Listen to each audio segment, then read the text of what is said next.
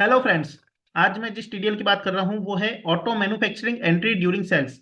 यदि हमने सेल्स की कोई एंट्री की है और उसमें फिनिश गुड्स की कोई एंट्री की है तो उसकी ऑटोमेटिक प्रोडक्शन एंट्री हो जाएगी, उसकी मैन्युफैक्चरिंग एंट्री ऑटोमेटिक हो जाएगी। इस टीडीएल में ये खास बात है। लेकिन उसके साथ में एक खास बात ये भी है कि अगर मान लो आपने सेल्स की एंट्री करते समय मैन्युफैक्चरिंग एंट्री नहीं की है और आप मल्टीपल एंट्री को सेलेक्ट करके मैन्युफैक्चरिंग एंट्री करना चाहते हो तो वो भी आपके पास इसमें ऑप्शन दिया हुआ है।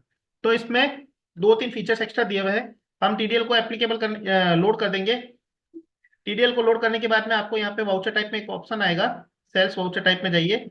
यहाँ सेल्स वाउचर टाइप में देखो, एक ऑप्शन आ रहा है इनेबल ऑटो मैन्युफैक्चरिंग एंट्री, और यहाँ पे मैन्युफैक्चरिंग जर्नल मैंने एक बनाया है उसको इनेबल कर दिया है। मैन्युफैक्चरिंग जर्नल मैंने यहाँ पे बना दिया था और यहाँ पे इस ऑप्शन को मैंने इनेबल कर दिया था, यूज एज मैन्युफैक्चरिंग जर्नल। यहाँ करने के बाद में, इस ऑप्शन को इनेबल करने के बाद में, यहाँ मेरी कुछ एंट्रियां की हुई है, देखिए। अभी अगर मुझे यहाँ से एंट्री करनी है, मैं यहाँ से ऑप्शन बटन दबा सकता हूँ, पोस्ट मैन्युफैक्चरिंग एंट्री। जैसे मैं इसको क्लिक करूंगा, मेरी मैन्युफैक्चरिंग एंट्री हो चुकी है, देखो। अभी अगर मैं इसकी वापस मैन्युफैक्चरिंग एंट्री पोस्ट करूंगा तो यहाँ पे वो एंट्री नहीं होगी, क्योंकि एक बार मैन्युफैक्चरिंग एंट्री किसी सेल्स के अगेंस्ट में हो गई है तो उसकी वापस दोबारा मैन्युफैक्चरिंग एंट्री नहीं होगी। ये तो हुआ अल्टर मोड में। अब हम करते हैं क्रिएट मोड में। अभी क्रिएट मोड के अंदर मैं F8 में जाता हूँ। यहाँ मैं एक और पार्टी ये ले लेता हूँ, यहाँ पे मैं ले लेता हूँ 1 जुलाई की एंट्री कर लेता हूँ, 1 जुलाई को कर लेते हैं, चलो। मेरा ये एजुकेशन मोड है, कोई बात नहीं। यहाँ कंप्यूटर के अंदर मैंने बीओएम सेट कर रखा है। ये मेरा बीओएम सेट कर रखा है कंप्यूटर के अंदर। जो भी मेरा आइटम यहाँ सेट किया है उसके हिसाब से।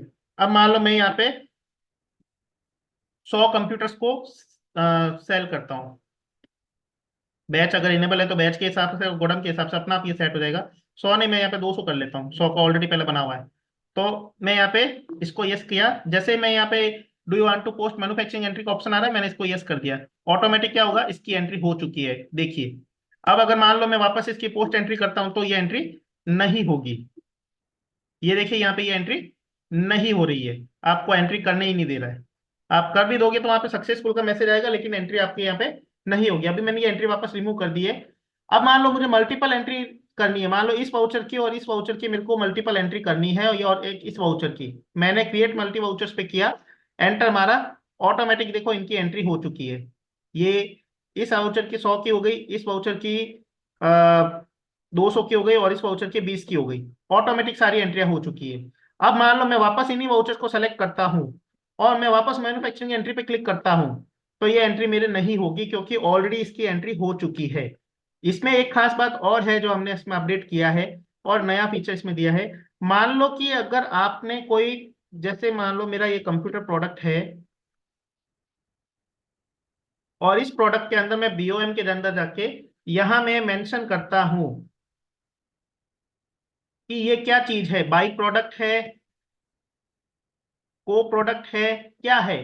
वो पूरी डिटेल्स अगर मैं यहाँ मेंशन करता हूँ तो उसके हिसाब से भी जो एंट्री आनी चाहिए वो ऑटोमेटिक यहाँ पे अपडेट हो जाएगी। मान लो ये मैंने बाय प्रोडक्ट और को प्रोडक्ट कर दिया और यहाँ पे मैंने इसकी डिटेल्स डाल दी है, तो जो मैंने डिटेल्स डाली है उसके हिसाब से ये एंट्री हो जाएगी। जैसे मान लो मैंने यहाँ पे इसकी एंट्री करनी है, तो देखिए यहाँ पे बाई प्रोडक्ट और को प्रोडक्ट के हिसाब से यहाँ पे जो आना चाहिए वो यहाँ पे आ चुका है। और जो डिटेल्स मैंने वहां पे सबमिट किए उसके हिसाब से यहाँ पे डिटेल्स उसकी आ चुकी है। यहाँ पे कंजप्शंस के कंपोनेंट्स में नहीं आके ये को प्रोडक्ट और कंजप्शन में नहीं आके को प्रोडक्ट और स्क्रैप के अंदर इसकी डिटेल्स आ रही है, क्योंकि मैंने इनको मेंशन ही उसी तरीके से कर रखा है। तो अगर आप कोई आइटम्स इस तरह से मेंशन करते हो तो वो वैसे यहाँ पे मेंशन होके और जिस फील्ड में आना चाहिए, जिस कॉलम में आना चाहिए, वैसे ही आएगा। जैसे अभी मैं वापस इसको सही कर देता हूँ। यहाँ पे मैं क्या करता हूँ कि ये दोनों तो कर देते हैं कंपोनेंट। भैया ये दोनों तो कंपोनेंट है। अब मान लो मैं एक आइटम बना लेता हूँ, रैम स्क्रैप। अब इसको मैंने पीस कर दिया। बनाने के बाद में यहाँ पे मेंशन कर देता हूँ, मेन लोकेशन से जाएगा। मान लो ये स्क्रैप है और इसका 2 पीस जाएगा। यहाँ मैंने इसको मेंशन कर दिया। अभी मेंशन करने के बाद में अब मैं इसकी एंट्री करूंगा तो क्या होगा, स्क्रैप की रिलेटेड एंट्री इधर आ जाएगी। देखिए कंपोनेंट्स के अंदर रैम और सीपीयू आ गया है, और स्क्रैप को मैंने, रैम स्क्रैप को मैंने इसमें लिया था, तो ऑटोमेटिकली वहां पे देखिए इसकी एंट्री आ चुकी है, जो कि उसके हिसाब से आनी चाहिए। और अगर मैं उसका परसेंटेज मेंशन करूंगा तो परसेंटेज भी यहाँ पे मेंशन होके आ जाएगा। I hope you will like this video. Thank you for watching.